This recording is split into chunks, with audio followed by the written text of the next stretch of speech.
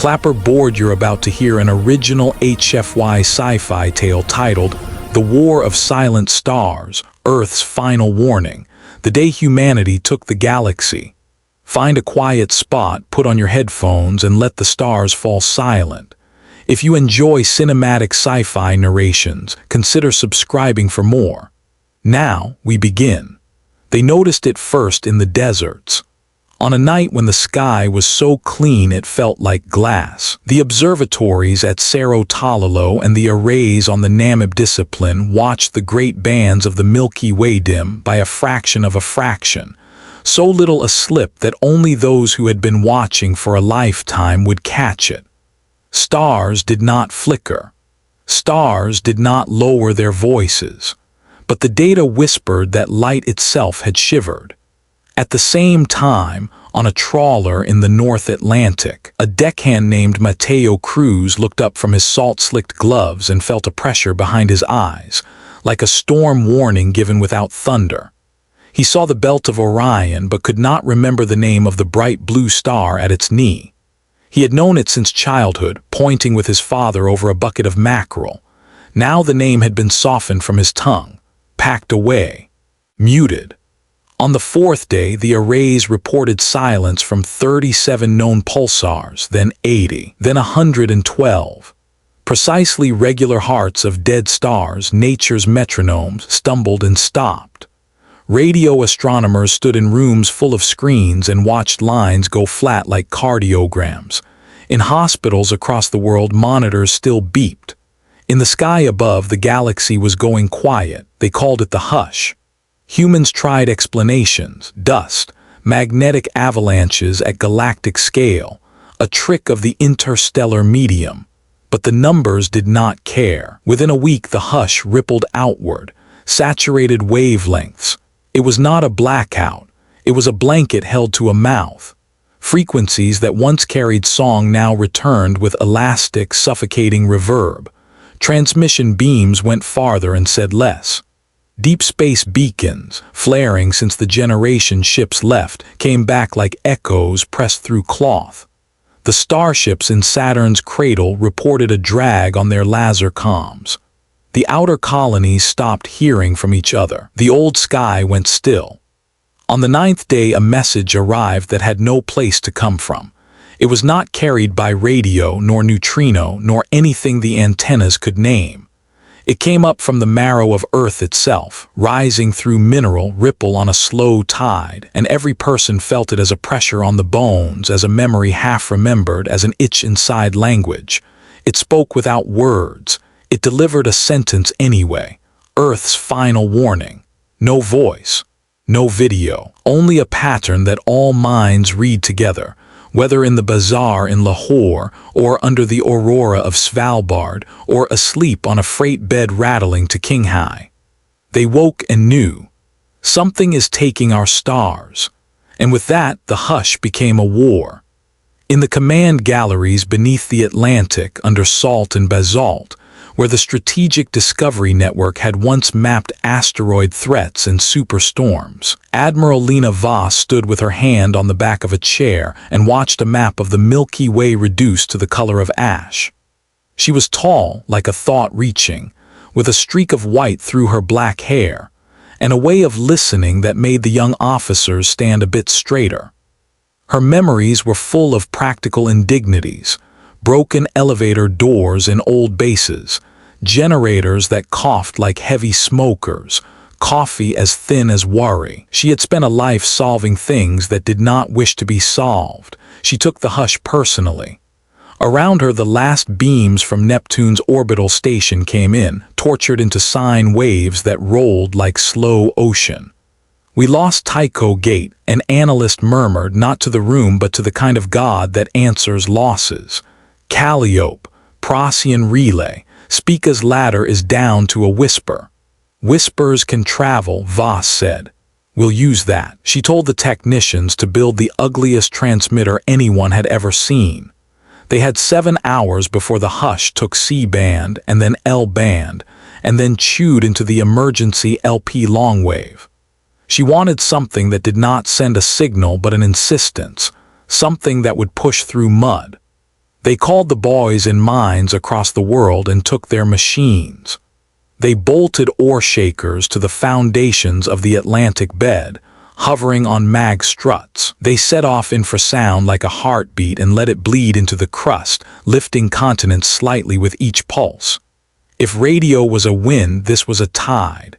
The message was simple, nothing fancy, only a map drawn with slow thumps. Lines of pressure like knuckles knocking on the floor from below. It said, Earth is here. We are awake. We are not alone. The infrasound rippled outward. It went into mountain and sea floor. It went into faults older than the word for old. It bobbed the tectonic plates like ships. Somewhere in the confluence of pressure and gravity and human stubbornness, the message took. The hush made radio small, but this was not radio. It was body. It was mass. It was the way you call out when the air is gone, knocking on the hull. In the weeks that followed, the first answers came back, not as sound, but as things the world felt together again in the back of the bones. A rhythm from the lunar far side dock, alive. A distant, patient drum through the Pacific plate, Ganymede under ice habitat thumping with its hulls like a whale. We hear. A jitter like a laugh, Ceres belt anchorage tapping with ore cannons in pattern, still here, still ugly. The hush snuffed the sky. Humanity learned to speak through stone. The first time they saw the enemy, no one realized it was looking at them. The array at L5 that watched the zodiacal dust for rogue debris recorded a shadow that cast no shadow. It was not a ship. It was a shape where light lost a fraction of its courage. It moved like a thought. It brushed across the faint solar wind and made it pause. Where it passed, the sun's voice dimmed just a little. When it reached the comms ring that folded every whisper between worlds, the ring's superstructure sang with stress and then stopped singing, like a cathedral with its organ shut, and the shadow moved on. You could not see the face of the hush maker. But when it touched the words between us, that's when you knew where it had been. The second time they were ready. Engineer Aaron Malik had grown up in a Karachi alley where the power failed 5 hours a day. Childhood trained him in workarounds. He had built radios out of scrap and turned a mile of wire into a slingshot. In university, he had learned the behavior of stubborn waves. He came to the Atlantic galleries with hands that wanted to keep making. He had a plan soaked in audacity. If we cannot shout, he told Admiral Voss, we will stomp. If we cannot stomp, we will blink. He pushed schematics across the table like a gambler who had learned the table. He proposed blinkers the size of buses in small cities, panels that would lock and release sunlight with the certainty of teeth. They would not send information through the hush's smothered air. They would write it into light itself in the oldest code. On Mercury's plane, factories began to maneuver sunlight like a conductor handles sound, shaping brightness with the authority of math. They etched messages in the solar wind. Across the planets, there would be eyes trained to see the old language of ships at sea. If the hush took the voice, they would flash the lantern. Humanity became lighthouse. On a cold morning, Voss stood with Malik in the shadow of an assembly frame, watching the first mirror unfurl. It snapped into hexagons. Advances in material science had taught engineers to build glittering, thin things that mocked weight. The sun caught the edges and the whole structure brightened like a grin. Malik rubbed a circle on the glass with his sleeve as if it had fogged under breath. Ugly, he asked, inviting the compliment he knew was coming. Indecently beautiful, Voss said, which means it's going to break. She smiled without moving her lips. But we will fix it. Blinkers went into orbit. Blinkers went to Lagrange points. Blinkers were enclosed in frames that spun like against the rules kites, writing sunscript into space, heavy strokes and gaps like a drum. Old carriers returned from mothballs. They lashed blinkers to their spines and went out to stand like shepherds under a wounded sky. The hush came closer. The silence had a method. People began to understand some of it. The hush was not random muffling. It was aimed at channels where complex signals live. It could be outrun if you were fast and too simple. It could be tricked if you were ugly and stubborn. Monks always knew, if you cannot pass the palace gates, you go as a beggar to the kitchen door. The first direct strike came to Mars. The storm towers rustled with static. Those towers had raised clouds from dust to bring water to the lee of canyons, had seeded the air with loaned life. They had made red into rust, into brown, into the color of gardens. But the moment the shadow slid past Deimos like a finger, every tower told a lie. Every lightning fiber, grown like vines from old carbon, forgot to discharge. No thunder, no teacher's clap. "Here," said a voice from the Mars defense console, as if pointing would fix it. "Shadows on the leak sensors. The comms net is going dumb." A drone operator named Gia Park, who had been a miner before, watched her swarm of repair robots fail to hear her. The flying eyelids of Mars closed. She gripped the armrests, felt them under her fingers, and knew that fear was useful until it wasn't. "You will not blind us," she whispered, and power cycled with a rhythm she had learned from Aaron Malik's blinkers. Idiot Morse pounded straight into hardware. One drone woke, then a second. She kept tapping, and her drones flew by the simplest orders in the world. They opened their own eyes. They saw the knot shadow and threw themselves at it. There is a way a machine dies that feels like prayer. Metal meets mystery. Sparks smear across nothing.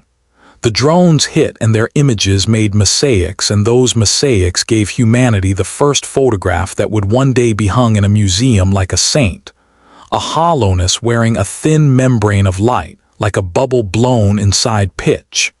In that film-thin light there was writing, not letters but ratios, angles that begged to be lived at. The membrane was tuned to the architecture of complex speech, the orchestra pit where language sits up and swallows.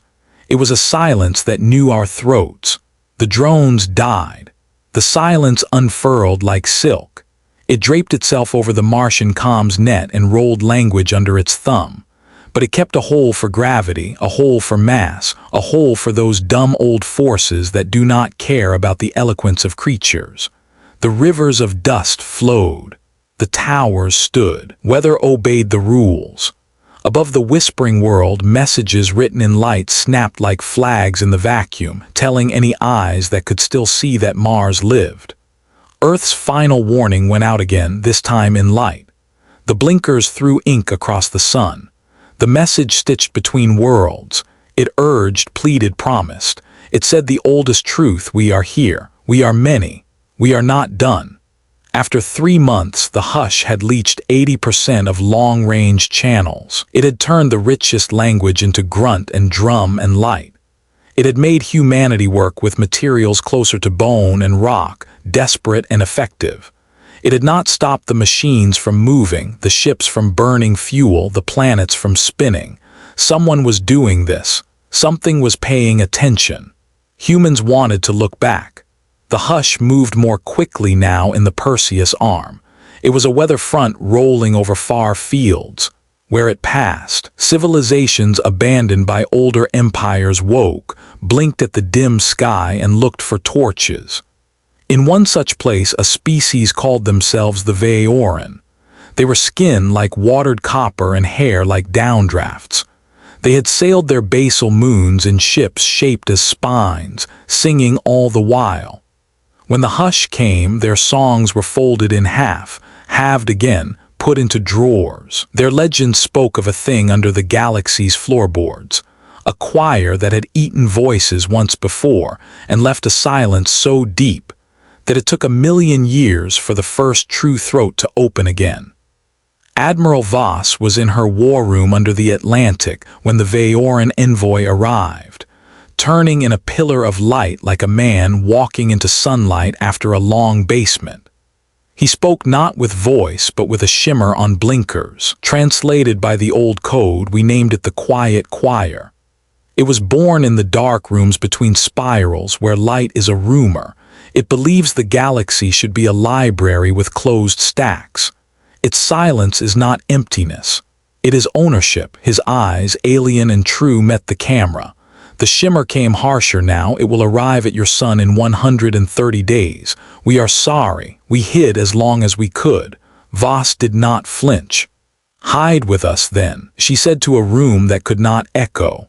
"Hide, and when we stand, we will stand together." She put the map on the table. She drew a line from Sagittarius to Sol. She put a pin at Proxima, where the first human ship had landed on a sea that smelled like wet stone. She drew a circle around Earth's neighborhood like a child with chalk drawing a fortress. She put heavy dots on the asteroids. She put garrisons on blinkers, because if your lantern can be punched, protect it. "We will have our own choir," she said, and turned to Aaron Malik. "Build me a drum that does not care about music." Malik smiled. Gravity likes drums. He built an instrument with a throat 1,000 kilometers wide. He stole superfluids from reactor cores and made them dance. He used superconductors that remembered their first shape since they cooled. He put the instrument under the skin of the moon. It would push at spacetime with the delicacy of a hand on a throat. It would knock on reality. If language was sonnet, this was sledgehammer. They called it the mare's heart. When it beat, the moon trembled and the tides leapt as if glad to be included. The mare's heart sent messages that did not use light or sound. They used the very rules of gravity, tapping on the bedrock of general relativity as if it were a door. The pattern was simple. The pattern was dumb. The pattern did not ask permission. It said, "Is there anyone?" And because the galaxy is old and does not like to be told what it is, the answer came not only from colonists and allies and scavengers who had grown used to quiet. It came from the quiet choir itself. It came as a hand withdrawing from a hot stove. The hush jumped in a complex, wounded way. Someone had noticed. Someone who had drawn ratios into membranes, who had adjusted settings on species like we adjust the volume on a song, had found that their panel trembled when the mare's heart hit it. They looked not at Earth and its little flares but past it to the drum. "Good," Voss murmured, and Malik, who had expected fear, remembered that some people smile at storms. Now that they had attention, they had a weapon that was a question. For every empire that has ever tried to own the sky, there is a mistake. The first empire thinks that if it builds a gate, then it is the gate. The second builds so many gates that it forgets how to walk without them. The third closes the library and counts the books as if knowledge can be domesticated. The quiet choir had a mistake too. It wanted the galaxy quiet, but it needed the ability to hear its own quiet. It had built a net for voices. It lived inside its net. Humans built a knife for nets. Geopark left Mars with a hull under her that had once hauled ore from Phobos and could now fly faster than fear. She became captain of the freighter-turned-fist called Proof. There was no romance in the name. It carried within its spine a chain of singularities caged like hurricanes.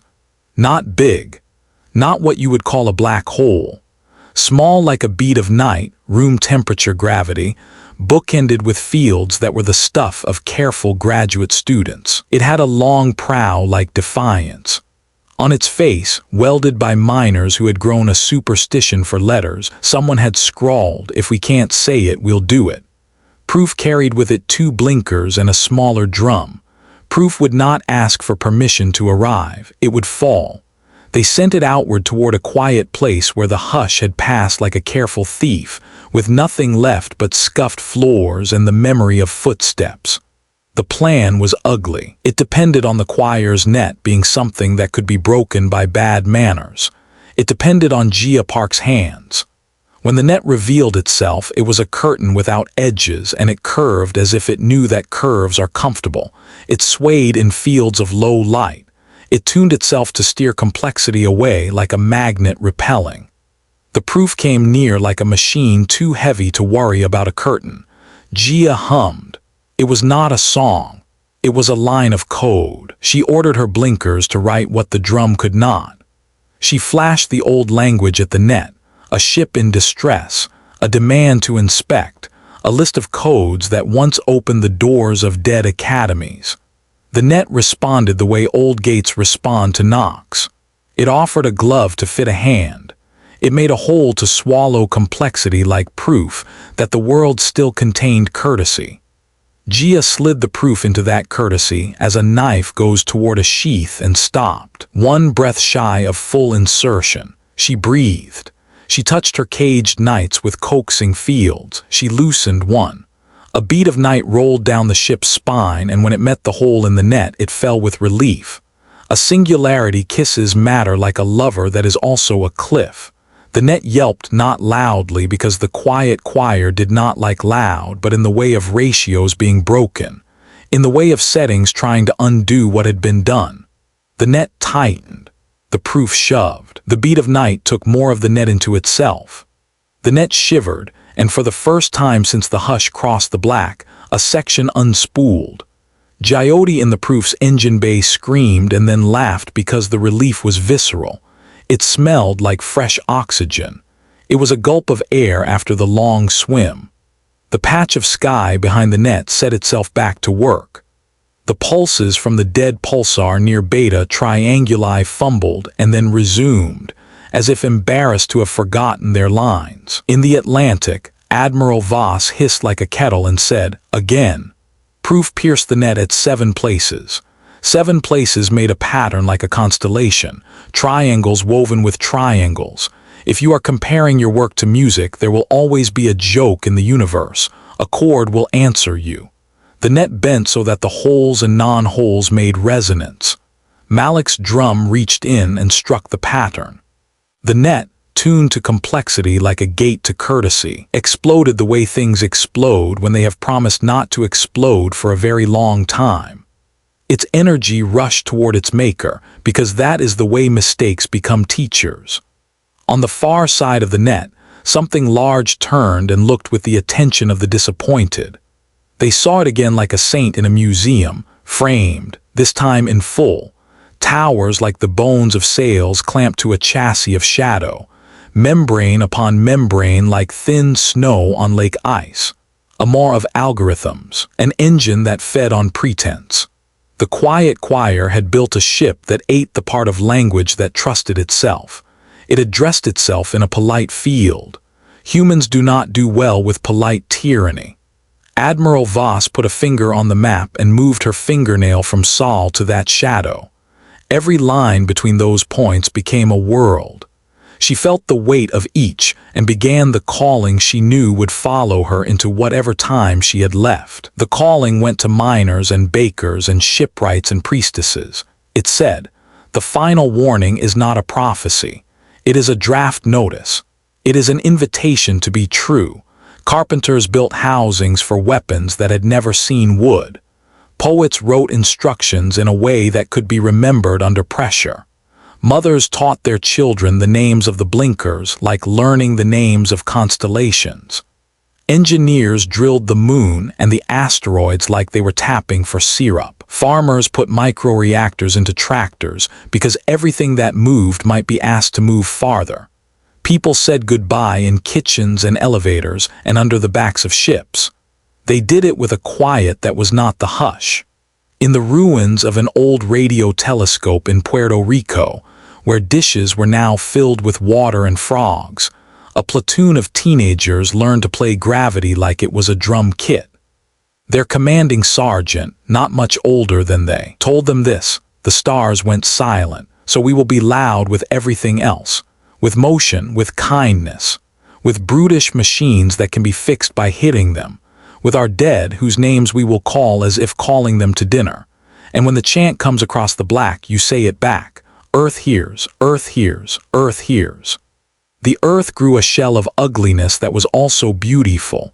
Layers of blinkers, mines, drones that had been mailbox posts yesterday and turrets today. The mayor's heart pounded. The solar wind was combed like hair. The sun learned to make letters. They called the battle of silent stars in the old way, like sailors naming a storm. It began with very small things. A paper crane of aluminum foil, folded by a little girl in Uppsala, was brought on a whim by her aunt to Mission Control West. The aunt was a cleaner.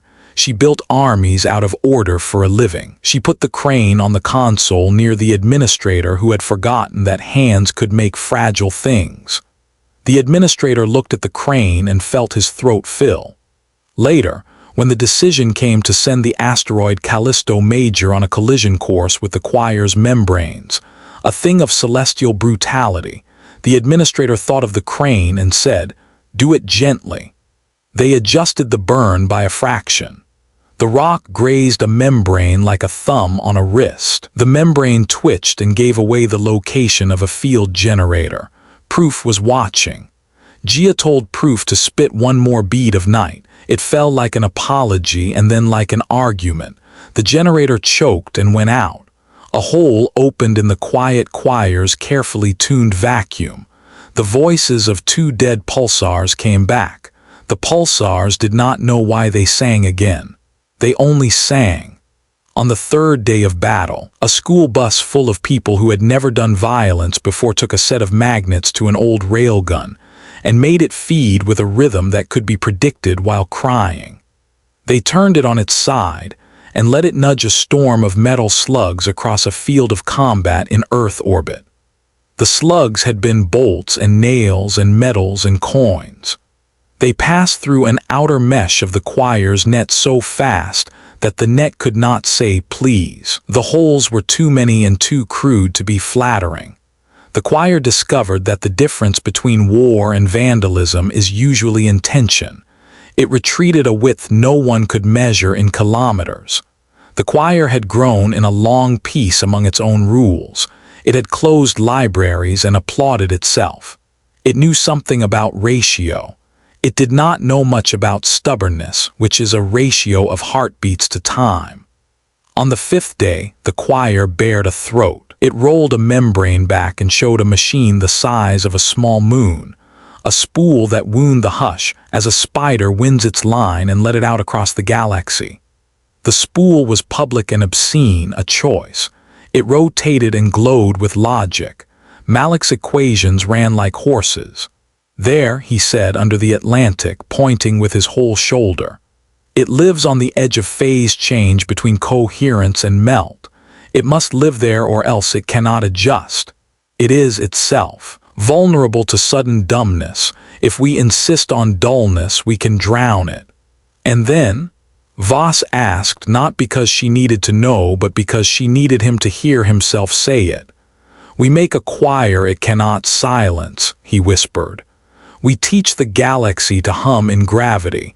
We undo the loneliness that warned us." Gia Park took the proof in so close she could have reached out and touched the field lines with her bare hands if she had been foolish enough to remove the suit and break the ship to vacuum.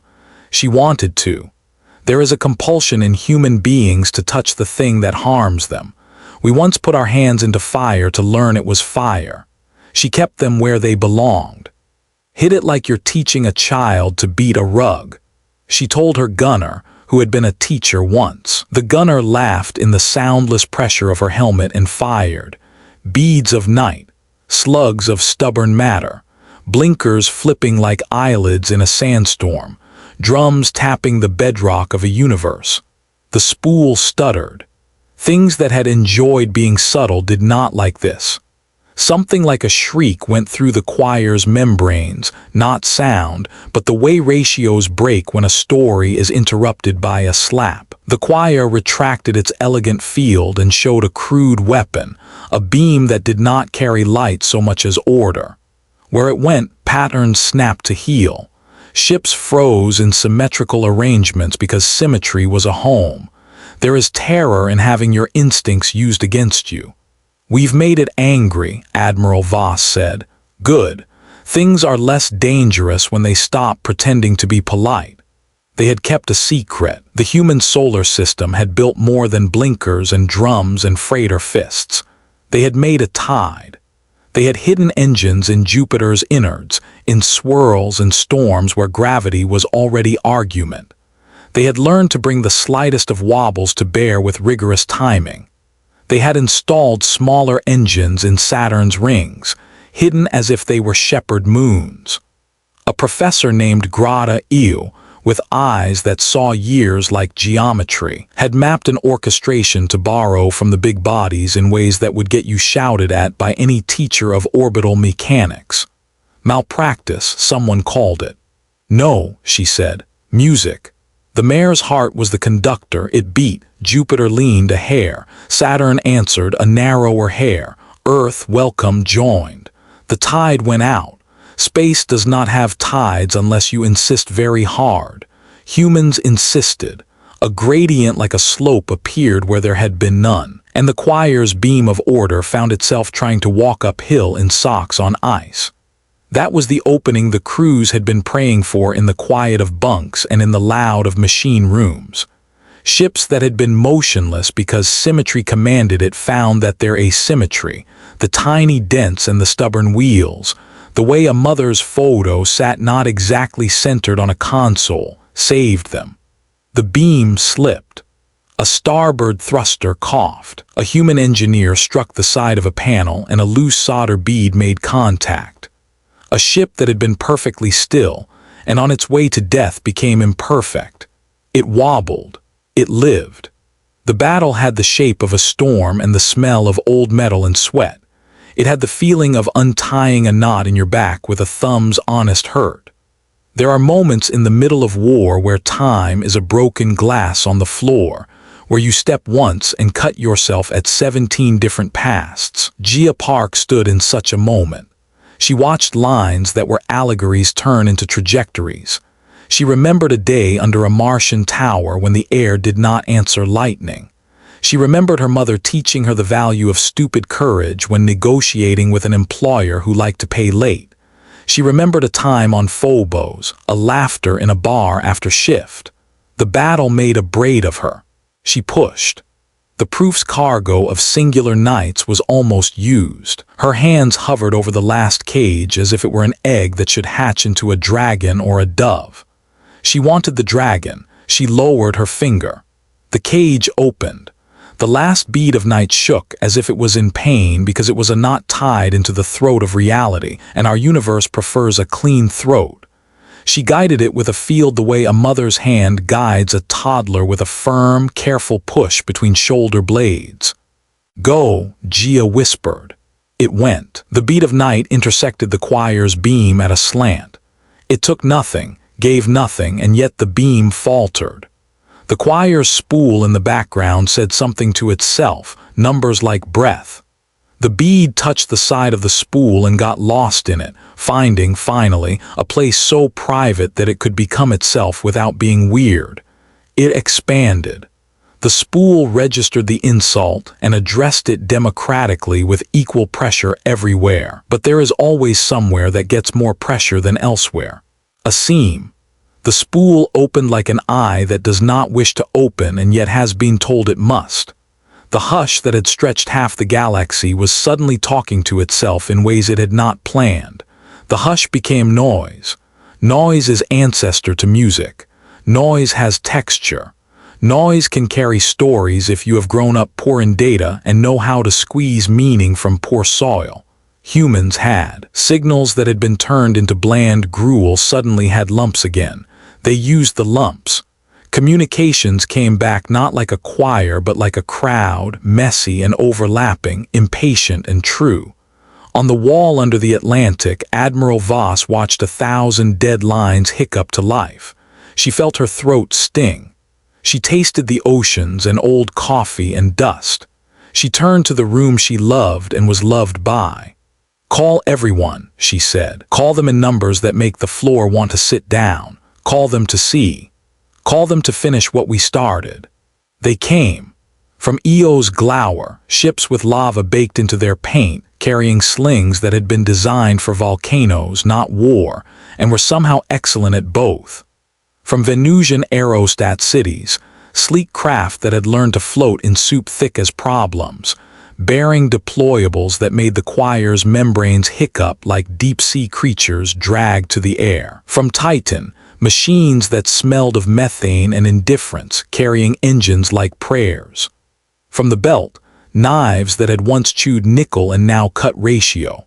From Earth, people who had never left Earth, who had wrapped their hearts in inertial dampeners that were metaphors and then actual machines. From Mars, a sky full of drones guided by hands that had learned to tap instruction into stubborn hardware. From places farther than our maps, allies like the Vaoran, who had hidden their spines too long and now unrolled them and sang, not in sound but in light. The galaxy felt this the way a sleeper feels the approach of morning behind the eyes. The choir tried to pull the covers over its head. It snarled. It showed weapons that drank symmetry and shat out compliance. It had a long reach. It closed blinkers with disdain. It tore drones like paper, but you cannot tear refusal. On the 7th day of the battle, in a small room that stank of onions and oil, a grandmother named Huda Sale finished frying bread at a field kitchen in Nairobi and sent it by the crate to a gunnery crew on the hill. She had no words for gravitational resonance. She knew the faces of the boys and girls. She put the bread on the road and looked up as the mare's heart hit its hardest stroke. She felt her bones vibrate with the drums of the planets and said, to the air, not to any god, live. The word did what words sometimes do when everyone wants them to. It accumulated, it stuck to other words. Across the field of battle, inside helmets and around throats and echoing in consoles and resonating in the frames of ships that had never been in a choir, the same word found itself again and again. Live, live, live. Aaron Malik heard it through the metal of the Atlantic base. He hit his machine with an open palm like a drummer hitting a tom. Live, he said, and the algorithm obliged, shifting its phase to match stubborn heartbeats. Geopark breathed live without meaning to, and at that precise moment the beat of night grazing the spool found the seam in a seam and plucked it like a child picking at a scab. The spool broke open, not explosively. There is a reason librarians keep things from being loud, but with the long sigh of an old house settling. The hush went out like a candle in a hurricane. The choir did not die. It retracted. It drew itself tight. It dodged. It prepared to turn the long arc of this conflict back to itself to rebuild. It had time as a weapon. It had patience. Empires always do. Admiral Voss had something else. The ability to choose a speech at the right time and use it as a weapon. She put herself onto every blinker with a face made of light. She spoke in sentences of less than a dozen words. She let the gravity drums carry the cadence. Today is the last day of silence. You do not need my permission to be brave. Do what you can reach. We will keep the door open. Walk through. She paused because pauses are weapons, then Earth hears. Her voice broke because she had taken the hush as an insult to everyone who had ever tried to say, I am here, and been told to be quiet. She hid it. She did not need pity. She needed the next thing to be done. It was done many times in many places. A belt miner with a drilled-out molar fired a bolt through a generator that did not expect a bolt through a toothache. A Venusian school teacher told her students to hold the line in a way that made them laugh and do it. A Vaoran singer who no longer sang, and was now a captain, opened the airlocks of his ship to let out a storm of glitter that was not glitter, but devices that would, over the next century, make it impossible to build a net without it catching its own tail. The choir listened to this and calculated. It could attempt to retreat with dignity, find its quiet corner, become legend again, or it could look up. It looked up. In the long plane of intergalactic space between the spired densities, a gate existed. No one had named it, where currents of dark matter made a river. If the choir could reach it, it could flood again. The river was old. The river did not care. The river had been used by empires like paths in the forest used by wolves with different fur. The choir spun and ran for the river. The proof, battered and with 2 sections of her spine fused by emergency welds and a bead of night burning a hole in her middle, followed. Too far, said someone. It will outrun. And then a voice reminded them that they had made the sky into an instrument. The mare's heart had bled gravity. The giant planets had leaned. The sun had written letters with flares. But there was another key the orchestra had not yet struck. It was Earth. Not with drums or blinkers, but with the dumbest and kindest gravity of all, the gravity of a planet that has been loved hard. 7 billion people stood or sat or fell to their knees or danced, and their weight was added to Earth's old weight in the only way that matters, by attention. Humans do not bend gravity by thinking. But when 7 billion people think with the same posture, they bend something else. Probability looks over and chooses to be impressed. Decisions are easier. Hands are steadier. Mistakes are forgiven long enough to finish a job. Later, we will give this a name so the engineers can be at peace with it. For now, it was called luck, and it was offered in a bowl to those who would need to drink it quickly. The proof did not falter as she slung around Neptune, catching the choir's wake with a zest that made shipwrights swear. Gia Park did not blink for 3 minutes. She breathed when her second told her. She looked at the gate ahead. She said because it had worked once, live, not to herself, to the beat of night that was now as loyal as a dog that has learned who brings it food. It jumped. It leapt not at the choir but at the river itself, the old invisible road. It clogged it the way a single boat can clog a canal and stop a world. The choir saw it and watched, helpless, as the old river did what old rivers do when interrupted. It searched for new bed, its course changed, it flexed, it tripped. The choir stumbled. The proof hit it with a broom and a bomb. The Vayoran singer threw glitter that was traps. The belt knives made nets of their own nets that did not close mouths but caught blades. The mayor's heart beat along loud on the one. The quiet choir opened its membranes in a final, generous, desperate reflex. It saturated the space with polite menace. The polite menace met ugly stubborn, and ugly stubborn stuck to it and would not leave like gum on a shoe. The choir tore itself away from the mess and left behind its spool, the way a lizard leaves its tail. It would live. It would go limping into the farther dark where it would take a long time to heal, and when it did, it would remember the shape of ugly stubborn and think twice. The battle ended with no flag planted, no banner raised, because those are gestures best left to games. It ended with a soundless shudder in the fabric of space, and a shot of raw light from a star that had been whispering and now remembered its full name. There were cry-outs and there was laughter, and there were men and women sitting on the floors of quiet rooms, feeling the trembles leave their hands.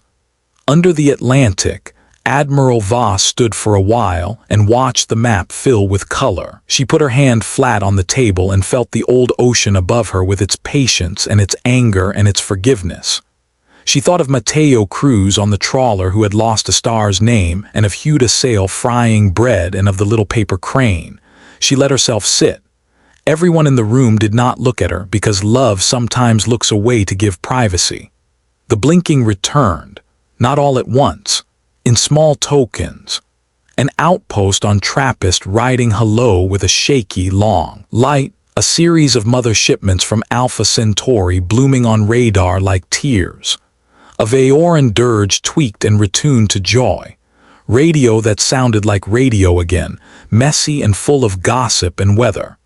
Aaron Malik slept for 14 hours with his head on a coil and woke with a flat on his cheek, a mark that made others smile. He went to the mayor's heart and put his hands around a warm pipe.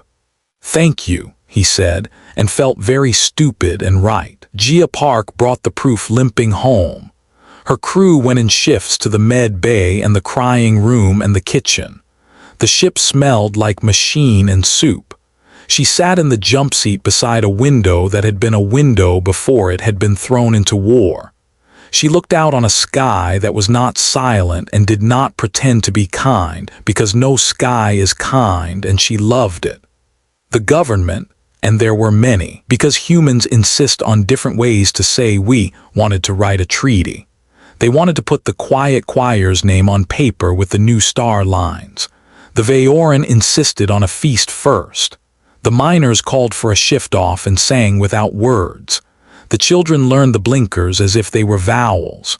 The old told stories about how the sky once went quiet and how we got it back. Earth built a new, gentle choir, one that could not be weaponized because it had no central spool. It was a pattern of patterns, drunk in gravity and stubbornness. It lived in the beds of planets and in the frame of small ships, and in the way the solar wind now carried letters too blunt to be strangled. It could not be owned. That was the point. And then they went looking. The galaxy is big enough to make a god stare. The map that had been ash now bloomed with color, and in those new colors were places where the hush had settled longer, sinkholes where memory had drowned and would need to be fished up with patience. Humanity built boats and nets for memories. It became fashion to be stubborn kindly, to tell the truth and to finish your soups, and to break the old gates that had no good reason to be closed. Children in villages pointed at blinkers and said the names of the stations the way their grandparents had said the names of saints. The quiet choir was not the first thing humans had fought. It was not the last, but it was different because it had tried to do what no tyrant had ever quite achieved, steal the ability to say, "I am." Humanity took that personally. It built museums of voice. In a hall in Lagos, there is a room with 1,000 buttons you can press to hear the first word somebody said when the hush lifted. Some are grand, some are, oh, some are laughter. One is silence because the person had nothing to say, and that too was voice. On a gray morning, Admiral Voss went to a beach alone and walked into the water up to her knees and laughed because she remembered a day when a general had tried to convince her the ocean was dangerous and should be covered. She retired. She grew tomatoes.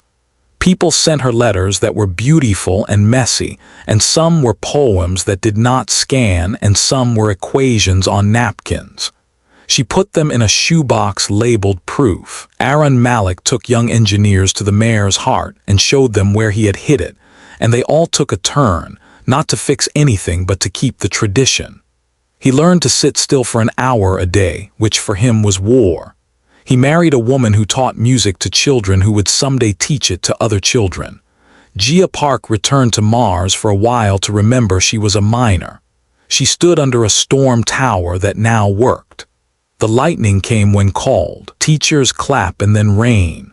A kid asked her if she had been scared. She thought of being under the choir's beam and almost knowing that all asymmetry would be crushed out of her. She said, yes, like a medal. The Vayoran singer cut his hair with a knife on a stage made of borrowed crates and sang for the first time in an era. The song broke and the audience cheered because imperfection had saved them.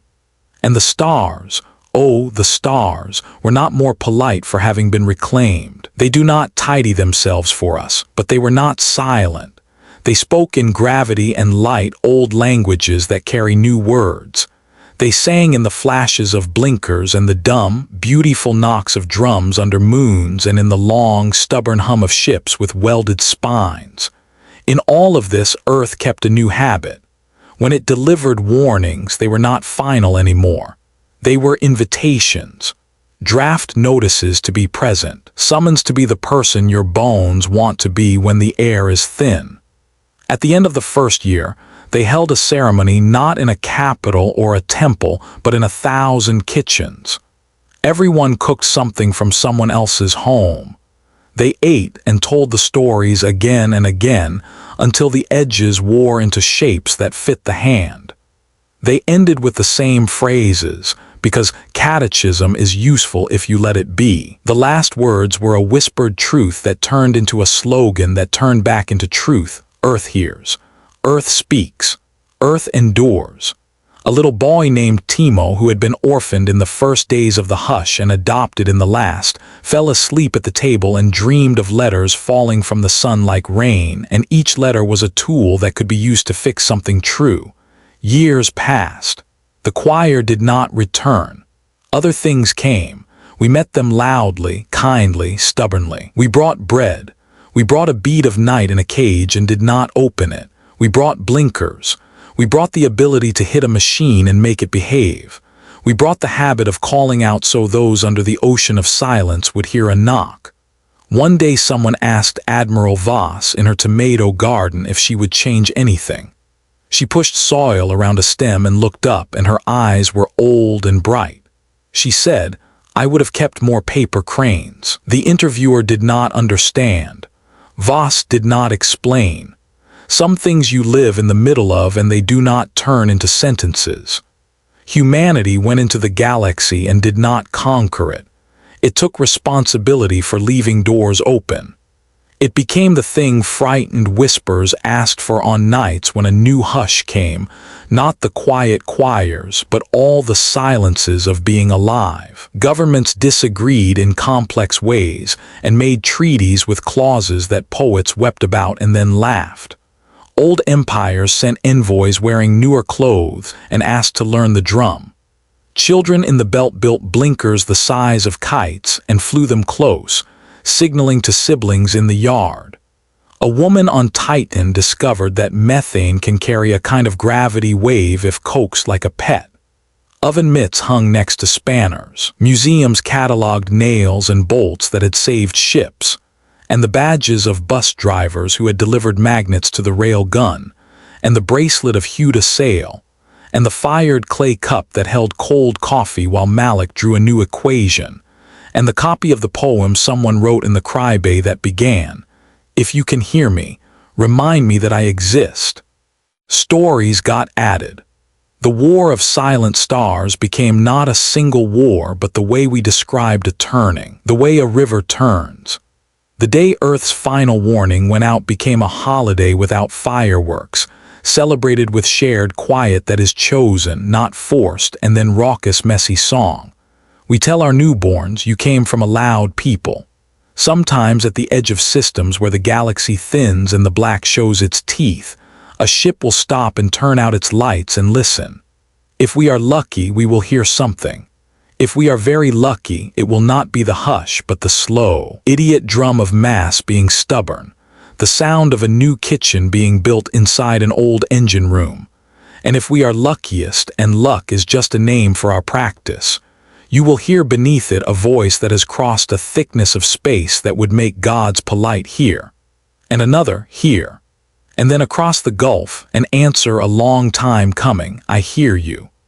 A long time after the last battle, Gia Park took the proof on a tour of the old holes in the net. They had healed the way scars heal, never fully. She took pictures and did not send them because she did not like to flood anyone's light with grief. They were beautiful, the holes, not because they were holes but because they proved.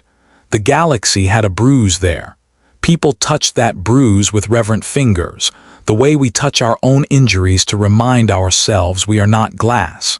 She went to the place where the choir had turned up the beam of order. It is quiet there by choice. Pilgrims come and sit for an hour and leave a scrap of asymmetry, a bottle, a toy, a shirt with one sleeve turned up. They do not talk. The silence tastes clean. Gia took a small bolt from her pocket, a leftover, a spare. She put it on a rock. She breathed. She did not try to make a sentence. She let the gravity drift through her bones and said a word that was not a prayer but something older. Live. The universe did not answer with a trumpet. It answered with what it always answers with when you say something true. A small wind. Perhaps she imagined it. Perhaps Earth breathed for her through the old drum under the moon. Perhaps Jupiter swore softly. Perhaps none of that, and she only felt her own pulse and noticed it. The meaning is the same. The war of silent stars is over. The work of speaking is not. The galaxy remembers the day humanity took it, not with flags and possession, but with responsibility and noise and the courage to make ugly, stubborn, beautiful things. And when, in dark corners, empires reach again for the polite beam that aligns and silences, they find their hands slapping nothing and the old kitchen doors open, and in the doorway stands a people with oil on their hands and gravity in their bones, saying in a voice that is not loud but cannot be misheard, we are here. We are many. We are not done. And that day, the galaxy learned humanity doesn't conquer, it endures. Headphone, if you enjoyed this story, make sure to like, Share and subscribe to the channel for more epic HFY sci-fi tales. Until next time, stay human, stay unbroken.